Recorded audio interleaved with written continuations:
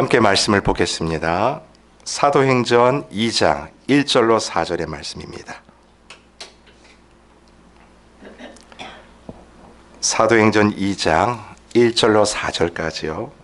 우리 한 절씩 교독하시고 4절은 합독하도록 하겠습니다. 오순절 날이 이르매 그들이 다 같이 한 곳에 모였더니 호련히 하늘로부터 급하고 강한 바람 같은 소리가 있어 그들이 앉은 온 집에 가득하며 마치 불의 혀처럼 갈라지는 것들이 그들에게 보여 각 사람 위에 하나씩 임하여 있더니 그들이 다 성령의 충만함을 받고 성령이 말하게 하심을 따라 다른 언어들로 말하기를 시작하니라. 아멘. 벌써 우리가 반이 지나갔어요. 얼마나 큰 하나님의 은혜인지 모릅니다. 벌써 시작한 지가 얼마 안 된 것 같은데 목요일을 지나고 있지 않습니까? 여러분 조금만 더 힘을 내십시오. 분명히 하나님께서 귀한 마음을 주세요. 하나님 앞에 엎드리고 시건치 않으시는 그 하나님의 약속을 붙잡고 있는 정말 하나님의 백성답게 오늘도 하나님의 그 길로 저와 여러분을 그리고 우리의 인생을 이끌어 주실 것을 믿습니다. 여러분, 우리가 계속 사도행전을 보고 있죠. 드디어 오늘이요. 오늘 본문에 보면 그렇게도 기다렸던 성령이 임재하세요. 오순절날 성령이 임하지 않습니까? 실은 이게 초대교회 태동의 시작입니다. 그래서 실은 교회의 생일을 따지자면 바로 이날이 될 거예요. 여러분, 하나님은 시건치 않으시는 분이십니다. 믿으십니까? 아멘. 하나님은 사람이 아니시기에 후회가 없으세요. 그 말씀하신 바를 반드시 지키시고 행하시는 분이 내가 믿고 있는 하나님 되십니다. 왜 이 말씀을 드리냐면 오늘 본문에 나오는 이 성령에 대한 약속은요, 이미 구약의 시대 때부터 하나님께서 줄기차게 그 백성들에게 주신 약속이기 때문에 그래요. 그것이 드디어 예수 때에 신실하게 이루어지지 않습니까? 여러분, 그 성령을 누구에게 주십니까? 거기 모여있는 120명에게만요? 아니요. 저와 여러분에게 그 성령을 주신 거예요. 우리가 그 성령의 시대를 살고 있습니다. 여러분, 왜 하나님께서 성령을 약속으로 당신의 백성들에게 주셨을까요? 그 이유가 너무나 중요해요. 왜냐하면 그 이유를 알아야 성령 충만의 의미가 이것이구나. 그렇다면 나도 이 약속을 붙잡고 새해를 출발하면서 이 새해는 나도 좀 이러한 모습으로 성령 충만의 모습으로 주님 앞에 서야겠다 다짐해야 하지 않겠습니까? 그래서 여러분, 이 성령의 충만의 의미와 이유를 오늘 본문을 통해서 우리가 한번 찾아보도록 하겠습니다. 먼저 신약 성경에 보면 예수님께서 제자들에게 성령을 약속하는 장면들이 나와요. 우리가 한번 요한복음을 한번 보실게요. 제가 어저께도 말씀을 드렸는데 예수님이 죽으신 다음에 부활한 그때요, 아주 예루살렘이 발칵 뒤집어졌다고 말씀드렸잖아요. 그러니까 부활을 믿지 않는 로마 사람들, 아니 대부분의 사람들, 예수의 시체 찾겠다고 아주 그냥 예루살렘이 뒤집어진 거예요. 그러니 잡힐 것을 무서워해서 제자들이 다 숨어 있어요. 근데 그 숨어 있는 장소에 예수님께서 딱 나타나시는 장면이 바로 이 장면이에요. 읽어드립니다. 손과 옆구리를 보이시니 제자들이 주를 보고 기뻐하더라.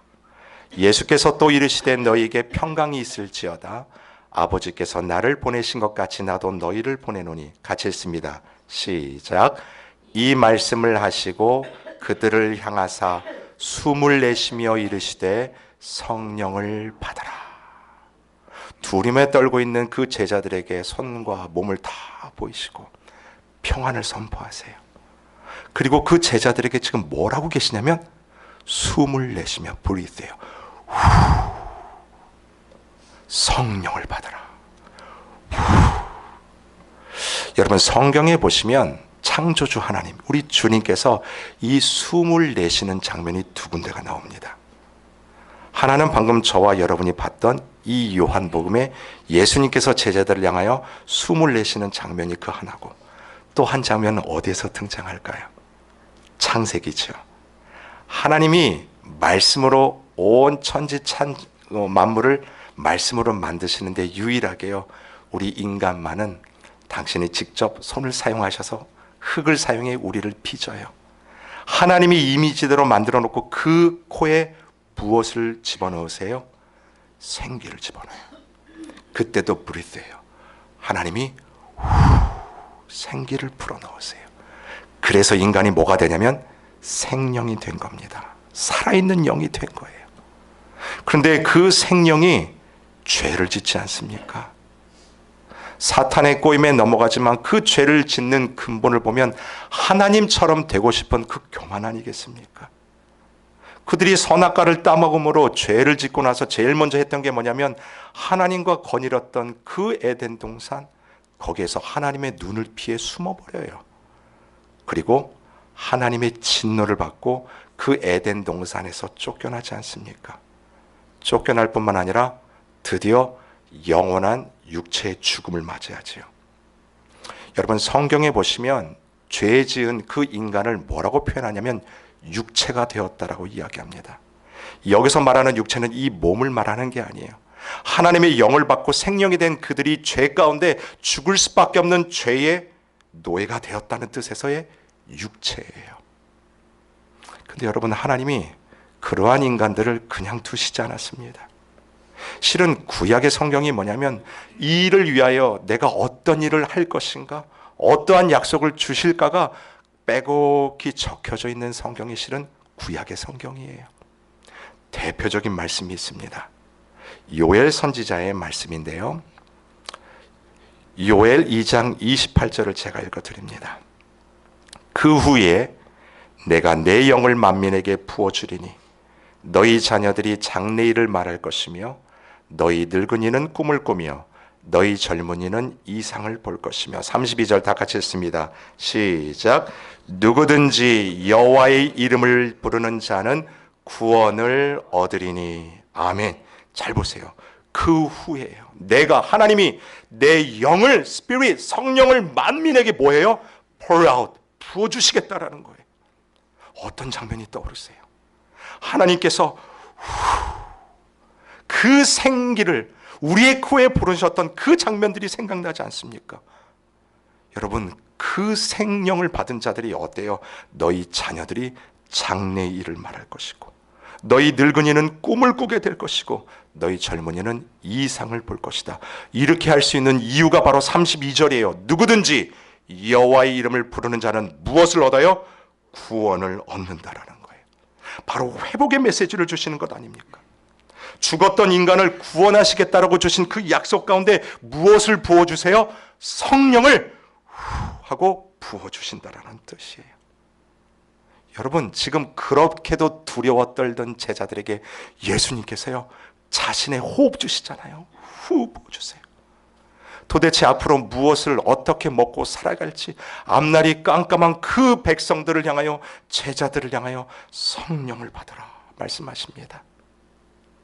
여러분, 성령의 역사는 살리시는 역사입니다. 죽었던 영혼을 살리시는 하나님의 구원의 손길이요, 저와 여러분에게 성령을 주심으로 내 영을 살리시는 하나님의 놀라운 능력의 손길이에요. 우리의 잠자던 영혼들을 깨우시는 거예요. 여러분이 오늘 새벽에도 우연히 깨어나 이 자리에 나오셨습니까? 아니에요. 성령 하나님께서 여러분의 마음을 두드리시고 깨워 이 자리에 나오게 하셨다라는 거예요. 여러분 보세요. 이 성령의 회복의 능력으로 말미암아 저와 여러분의 자녀들이 회복을 경험하고 그들이 살아가는 삶의 현장 속에서 하나님이 주신 비전을 향해 장래일을 말하는 은혜를 누리게 된다는 거예요. 늙은이들이 꿈을 꾸겠다고 약속하셨던 것처럼 여러분, 이건 연수의 제한이 아니지요. 하나님께서 주시는 소명이 오늘도 나에게 있으므로 힘없고 능력 가운데 기쁘게 살 소망을 확신하게 된다라는 뜻 아닙니까? 우리는 시간에 따라 겉사람은 낡아지지만 우리의 속사람은 날마다 성령의 능력, 회복의 능력으로 말미암아 새로워질 것을 믿습니다. 사도 바울이 그래서 말하죠. 내가 낙심하지 않겠다고 합니다. 잠시 받는 환난도 경한 것으로 여기며 지극히 크고 영원한 것이요 영원한 중에 있는 것을 알고 고백하며 살겠다라고 이야기해요. 보이는 것은 잠깐이요 잠시요 보이지 않는 하나님의 영원한 그 영광은 영원한 것임을 내가 알기 때문에 오늘도 나에게 허락하신 그 성령의 호흡을 통해 하나님만을 의지하고 살아가겠습니다. 새해 우리가 그 결단을 하고 나갈 수 있는 것 아닙니까? 사랑하는 성도 여러분, 이것이 저와 여러분 우리 교회의 새해의 소망이 되기를 바랍니다.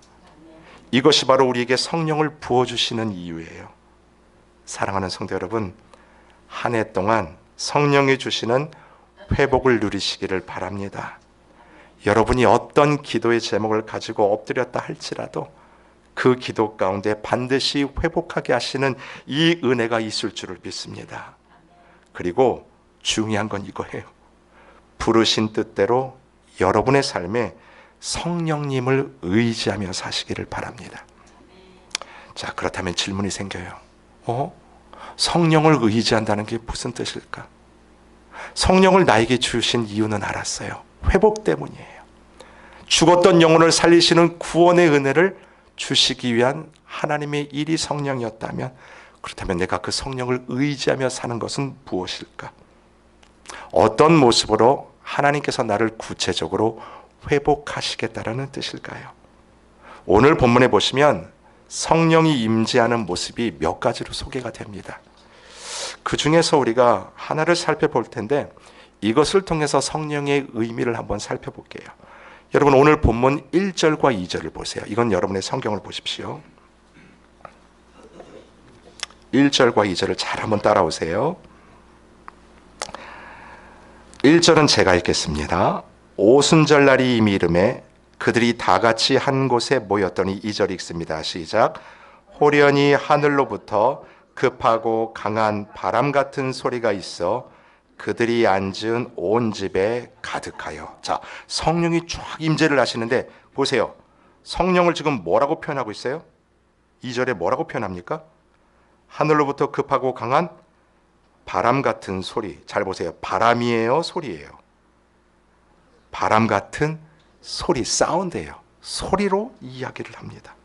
지금 성령의 임재가 소리로 그들이 함께 모였던 곳에 뭐예요? 가득 찼다라는 거예요. 어떤 소리일까요, 여러분? 여러분 혹시 바람 같은 소리 하면 떠오르는 구약의 장면이 있으실까요? 맞아요. 여러분 엘리야예요. 여러분 엘리야 선지자 알지 않습니까? 당시 바알 선지자 850명과 850대 1로 갈멜산에서 영적 전쟁을 했던 선지자가 바로 이 엘리야 아닙니까? 여러분 그때 누가 참신인지 한번 확인해 보자 그래가지고 850명 바알 선지자들도 제단을 쌓고 이 엘리야도 제단을 쌓아요. 그리고 거기다 제물을 딱 올려놨는데 그냥 올려놓은 게 아니지요. 뭘 부어요? 물을 거기다 붓지요. 그리고 같이 기도하자. 네 신이 참신이면, 너가 믿는 신이 참신이면 불을 내릴 것이고 내가 믿는 신이 참신이면 불을 내릴 것이다. 여러분 어디에 불이 떨어져요? 엘리야의 제단 가운데 불이 떨어져 확 태우지 않습니까? 그 일로 850명 바알 선지자들이 다 죽임을 당합니다. 엘리야가요 엄청난 능력, 승리를 그 자리에서 경험을 해요. 그 자가 엘리야입니다. 그런데 잠시도 이 당시에 바알을 믿었던 그 왕비 엘리사가 이 엘리야 잡아 죽이겠다고 군대를 보내요. 그 소리를 듣고 엘리야가 도망을 가고 광야로 도망을 갑니다. 그리고 로뎀 나무 밑에 딱 앉아가지고 하나님한테 떼를 써요. 하나님 나 죽여주세요. 아니 능력도 받고 기적도 받는데 그거 다 소용없고요. 하나님 그냥 내 생명을 취하시옵소서. 근데 그때 하나님께서요 까마귀를 보내세요. 그리고 물을 먹이고 엘리야에게 먹을 것을 먹인 다음에 회복을 시키시고 그 엘리야 등을 딱 세워서 어디에 세우는지 아세요? 시내산에 세워요. 시내산 군 앞에 딱 엘리야를 세운 다음에 하나님께서 4가지의 사인을 그 엘리야에게 보여주십니다. 이 장면이 열왕기상 19장에 나와요.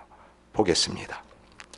여호와께서 이르시되 너는 나가서 여호와 앞에서 산에 서라 하시더니 여호와께서 지나가시는데 여호와 앞에 크고 강한 바람이 산을 가르고 바위를 부수나 바람 가운데에 여호와께서 계시지 아니하며 바람 후에 지진이 있으나 지진 가운데도 여호와께서 계시지 아니하며 큰 지진 후에 불이 있으나 불 가운데에도 여호와께서 계시지 아니하더니 함께 읽겠습니다. 시작. 불 후에 세미한 소리가 있는지라. 잘 보세요. 4가지 사인을 보여주셨죠. 맨 처음에 엄청난 바람이 막 쫙, 그냥 바람이 아니라 막 바위를 부수고 산을 막 가르는 바람이 오는데 거기에도 누가 계시잖아요? 여호와가 계시지 않대요. 그 후에 지진이 일어나서 땅을 막 지축을 흔드는 기적 능력을 받는데도 거기에도 여호와가 계시지 않고, 불이 내렸는데도 거기에도 여호와가 계시잖아요. 근데 어디에 여호와가 계시다고 말해요? 세미한 소리예요. 여러분, 이 세미한 소리가 바로 오늘 저와 여러분이 읽었던 바람 같은 소리와 똑같은 언어예요. 어원이에요. 여러분, 그 이 원어의 뜻이 뭐냐면 세미한 소리가 바로 이겁니다. 신이 돌을 쪼는 소리, 톡톡톡톡, 돌을 쪼는 소리가 바로 세미한 소리예요. 여러분, 성경에서 하나님이 돌을 쪼는 장면이 어디에서 나오냐면 지금 엘리야가 서 있는 저 시내산에서 있었던 사건입니다. 이스라엘 백성들이 출애굽을 하여 드디어 시내 광야, 거기를 쭉 와서 시내산에 도착하지 않습니까? 그리고 하나님이 모세를 산 꼭대기에 부르시고 거기에서 무엇을 주세요? 율법을 주세요. 근데 그 모세가 율법을 받았을 때 무슨 판을 받습니까? 돌판을 받잖아요. 바로 그거예요. 하나님이 어떻게 해요? 톡톡톡 율법을 돌에서 새겨주신 그 산이 바로 시내산이에요. 근데 그 자리에 하나님이 엘리야를 세우십니다. 엘리야야, 봐라. 능력과 기적이 일어나면 세상이 변하는 줄 알았느냐? 능력과 기적을 경험하면 네 삶 자체가 변하는 줄 알았느냐? 아니다. 내가 모세에게 주었던 말씀으로 돌아가라. 모세에게 줬던 그 말씀을 붙잡아라. 그것이 바로 너가 사는 길이다. 여러분, 쓰러져 있는 엘리야를 무엇으로 회복하십니까? 하나님의 말씀으로 회복을 하시는 거예요. 오늘 본문을 보세요. 성령의 임재를 뭐라고 표현했어요? 바람 같은 소리예요. 톡, 톡, 톡. 여러분, 여기서 말하는 바람의 소리, 이건 무엇일까요? 살아계신 하나님의 말씀이라는 거예요. 그 말씀이 성령의 임재로 표현되며 그 자리에 가득가득했다라는 것입니다. 여러분, 이게 우연일까요? 절대로 우연이 아니죠. 여러분, 오늘 이 성령을 받은 날이 무슨 날이라고 성경이 되어 있어요? 1절을 다시 보세요. 그날이 오순절입니다. 굉장히 의미가 있어요. 신약에서 말하는 오순절이란 예수님이 부활하신 후에 50일이에요. 50일째 무엇을 받아요? 성령을 그들이 받지 않습니까? 근데 구약에서는 이 오순절이 어떤 날이냐면 77절입니다. 실은 똑같은 날이에요. 왜 77절이라고 말하냐면 이 이스라엘이 애굽에서 출애굽을 할 때 무슨 사건 후에 출애굽을 했냐면 6월절 사건 후에 출애굽을 하잖아요. 6월절이 첫날 1이라고 한다면 그 다음날 출발해서 시내산에 도착해서 하나님이 주신 율법을 받을 때까지가 77, 49일. 그래서 1과 49를 더하면 며칠이 돼요? 50일이에요. 이거는 결코 우연이 아닙니다. 어린 양피, 그 피를 넘어 그들이 하나님 앞에 말씀을 받는 그 현장과 예수 그리스도가 우리를 위하여 돌아가셨던 그 십자가에서 부활하여 50일째 이 성령을 받는 장면은요, 결코 우연이 아니라는 거예요. 그와 같이 하나님이 살리시는 영으로 저와 여러분을 오늘 이 자리에 세우셨다는 것입니다. 사랑하는 성도 여러분, 교회의 출발이 바로 여기서부터 시작되는 거예요. 교회는요, 말씀이 중심이 돼야 된다는 것입니다. 교회가 성령 충만하다, 아니 우리 성도들이 성령을 의지하며 살아간다는 뜻은 무엇을 의지하는 것이냐면 바로 살아계신 하나님의 말씀을 붙들고 그것을 내 축으로 삼겠다라는 믿음의 고백인 것입니다. 여러분, 축은요 중심 아닙니까? 축이 무너지면 바퀴가 제대로 돌아갈 수가 없어요. 마찬가지로 저와 여러분의 삶의 축이 바로 이 살아계신 하나님의 말씀이 돼야 된다는 거예요. 그래야 좌로나 우로나 치우치지 않으며 어떤 상황 속에서도 그것을 턱턱 넘어갈 수 있어요. 여러분, 이것이 얼마나 중요한지 몰라요. 저와 여러분이 살아가는 이 현실의 삶에서 주위의 환경에 휩쓸리지 않는 이 안정감이요, 하나님의 말씀을 통해서 누리는 이 담대함, 든든함, 묵직함, 이것이 얼마나 중요한지 모릅니다. 어떤 분들은 신앙생활하면서도요 안전을 부절 못하는 분들이 있어요. 어떤 일 앞에서 확 일어났다가 보면 언제 그러나 싶게 확 가라앉아 있어요. 하루는 그렇게도 좋다가도 막 천국을 걷다가도 자고 일어나면 세상의 모든 근심을 나 혼자 다 짊어가는 그런 삶을 살고 있다고요. 여러분, 그런 거 말고요, 어떤 상황 속에서도 흔들리지 않는 꾸준함이 있지 않습니까? 묵직함이 있지 않습니까? 든든함이 있지 않습니까? 왜요? 날 이끄시는 말씀 앞에 우리가 뿌리를 깊이 내렸기 때문에 그렇습니다. 시편 기자가 말씀하는 것처럼 시냇가에 심은 나무가 시절을 좇아 열매를 맺으며 그 잎사귀가 어때요? 마르지 아니함 같으니 그가 하는 모든 일이 다 형통하리로다. 아멘. 사랑하는 성도 여러분, 우리 새해요, 다른 결단도 중요하지만 먼저는 하나님, 내 인생이 하나님의 말씀 앞에 더욱 뿌리를 깊이 내리는 한 해가 되겠습니다.